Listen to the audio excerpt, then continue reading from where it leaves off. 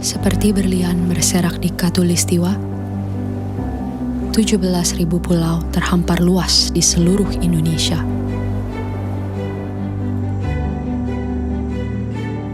Lebih dari 700 bahasa, 300 suku, beragam budaya dan agama, tak mampu menghalangi kita menjadi bangsa yang satu.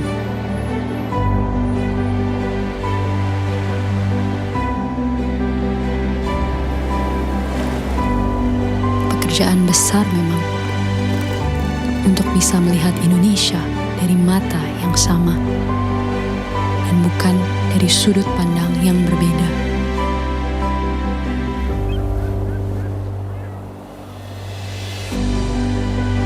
Tetapi ini Indonesia, tanah kaya yang masyhur akan perbedaan dan keramahannya.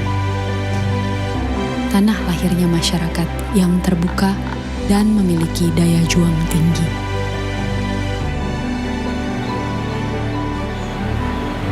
Cukuplah Indonesia diikat dan dirajut oleh Pancasila, yang di bawah naungannya hidup kita damai dan tentram selama berpuluh tahun. Mari beri Pancasila roh yang hidup, yang Bhinneka Tunggal Ika, yang walaupun berbeda, kita tetap satu, tetap Indonesia. Bhinneka Tunggal Ika.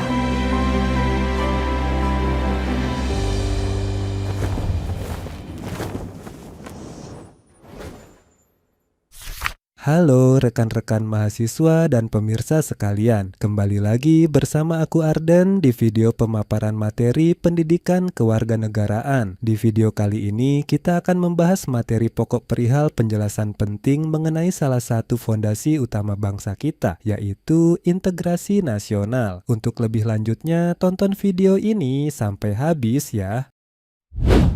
Apa sih sebenarnya integrasi nasional itu? Secara sederhana, ini adalah kesadaran yang membuat kita semua, meski berasal dari kelompok yang berbeda-beda, merasa sebagai satu kesatuan bangsa Indonesia. Intinya adalah bagaimana kita menyatukan visi dan misi besar bangsa di atas segala perbedaan kepentingan individu maupun golongan. Integrasi nasional pada dasarnya memuat makna penyatuan visi dan misi suatu bangsa dari perbedaan kepentingan masing-masing anggota masyarakat. Namun, kita harus jujur bahwa mewujudkan integrasi ini tidak semudah membalikkan telapak tangan. Setidaknya ada 3 masalah besar yang perlu kita kaji secara serius. Pertama, tentang bagaimana pembauran bangsa itu terjadi secara alami. Kedua, menjaga kerukunan antarumat beragama dan aliran kepercayaan. Dan ketiga, bagaimana kita menyikapi perubahan nilai-nilai yang terjadi di masyarakat kita saat ini. Lalu, apa yang membuat kita tetap bisa berdiri tegak sebagai satu negara? Ada faktor-faktor pendorong yang menjadi penguat kita. Kita punya rasa senasib dan seperjuangan yang kuat. Kita memiliki ideologi nasional, yaitu Pancasila sebagai titik temu. Adanya tekad untuk tetap bersatu dalam kemajemukan. Dan yang tak kalah penting, semangat kebersamaan dalam menghadapi dampak negatif globalisasi. Di sisi lain, kita juga harus waspada terhadap hal-hal yang bisa merusak persatuan ini. Mengacu pada pemikiran antropolog Koen Caraningrat, ada beberapa hambatan nyata, antara lain seperti adanya konflik di tengah masyarakat, pemaksaan unsur budaya dari satu suku ke suku lainnya, sikap fanatisme yang berlebihan, serta dominasi atau permusuhan antar suku dan adat. Hal-hal ini adalah tantangan yang harus kita selesaikan bersama. Sebagai kesimpulan, upaya integrasi ini adalah proses panjang yang tak pernah usai.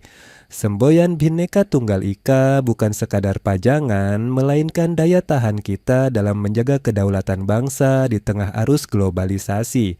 Sebagai bagian dari bangsa ini, mari kita terus pupuk kesetiaan kita dalam persatuan. Saya Arden, terima kasih sudah menyimak. Semoga materi ini bermanfaat untuk kita semua. Wassalamualaikum warahmatullahi wabarakatuh.